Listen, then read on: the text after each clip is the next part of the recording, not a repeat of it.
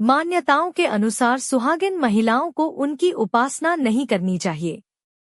इसका कारण यह है कि माँ धूमावती को विधवा स्वरूप, वैराग्य, त्याग, विरक्ति और संसार के मोह से मुक्ति की देवी माना जाता है। माँ धूमावती का स्वरूप विधवा का माना जाता है, जबकि सुहागिन महिला अपने पति के दीर्घायु और अखंड सौभाग्य की कामना करती है।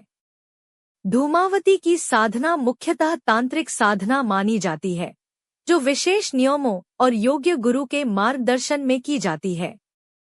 लोक मान्यता है कि उनकी विशेष तांत्रिक पूजा सुहाग के लिए शुभ नहीं मानी जाती, इसलिए विवाहित महिलाओं को इससे दूर रहने की सलाह दी जाती है। जय माता दी दोस्तों, ओम दुम दुर्गाय नमः। चलिए आज हम आपको माता धूमावती की कथा बताते हैं। बहुत समय पहले कैलाश पर्वत पर भगवान शिव और माता पार्वती विराजमान थे। एक दिन माता पार्वती को अत्यंत तेज भूख लगी। उन्होंने भगवान शिव से कहा, प्रभु, मुझे बहुत भूख लगी है, कृपया भोजन की व्यवस्था कीजिए। भगवान शिव ने मुस्कुराकर कहा, देवी, थोड़ी देर धैर्य रखिए। माता पार्वती कुछ समय तक प्रतीक्षा करती रहीं, लेकिन उनकी भूख और बढ़ती गई। उन्होंने फिर भगवान शिव से भोजन मांगा। भगवान शिव ने पुनः कुछ समय प्रतीक्षा करने को कहा।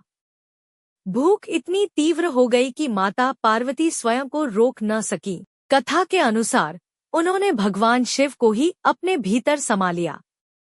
क्षण भर में चारों ओर गहरा धुआं फैल गया।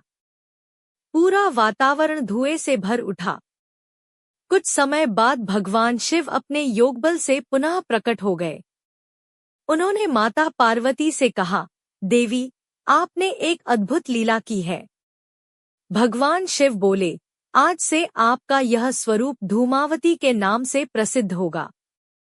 धुएं से प्रकट होने के कारण उन्हें धूमावती कहा गया। यह स्वरूप संसार की नश्वरता का प्रतीक माना गया। यह हमें सिखाता है कि हर भौतिक वस्तु एक दिन समाप्त हो जाती है। माँ धूमावती वैराग्य और आत्मज्ञान की देवी मानी जाती है। वे मोह और अहंकार को दूर करने वाली शक्ति हैं। उनका स्वरूप पहली दृष्टि में कठोर प्रतीत होता है, लेकिन अपने भक्तों के लिए वे अत्यंत करुणामयी हैं। जो भक्त सच्चे मन से उनकी आराधना करता है, उसे साहस मिलता है। माँ धूमावती संकट के समय अपने भक्तों की रक्षा करती हैं। वे कठिन परिस्थितियों में सही मार्ग दिखाती हैं। उनकी कृपा से भय दूर होने लगता है। मन में धैर्य और आत्मविश्वास का संचार होता है। गुप्त नवरात्रि में उनकी पूजा का विशेष महत्व बताया गया है। इस समय साधना और जप को शुभ माना जाता है। भक्त श्रद्धा से दीपक जलाकर मां का ध्यान करते हैं। उनसे जीवन की बाधाओं को दूर करने की प्रार्थना करते हैं। मां धूमावती सच्ची भक्ति से शीघ्र प्रसन्न होती हैं। वे अपने भक्तों को विवेक का आशीर्वाद देती हैं। उनकी कृपा से मन की नकारात्मकता कम होने लगती है। जीवन में नई आशा का संचार होता है। भक्ति से किया गया हर शुभ कार्य सफल होने लगता है। मां अपने भक्तों को संयम और धैर्य का पाठ पढ़ाती हैं। वे बताती हैं कि कठिन समय भी हमेशा नहीं रहता। विश्वास और भक्ति से हर संकट का सामना किया जा सकता है। जो व्यक्ति सत्य और धर्म के मार्ग पर चलता है, मां उसकी रक्षा करती है। उनकी कृपा से घर में सुख और शांति बनी रहती है। भक्त का मन ईश्वर की भक्ति में स्थिर होता है। जीवन में सकारात्मक परिवर्तन आने लगते हैं। मां धूमावती का स्मरण आत्मबल को बढ़ाता है। उनकी महिमा का वर्णन शब्दों में करना कठिन है।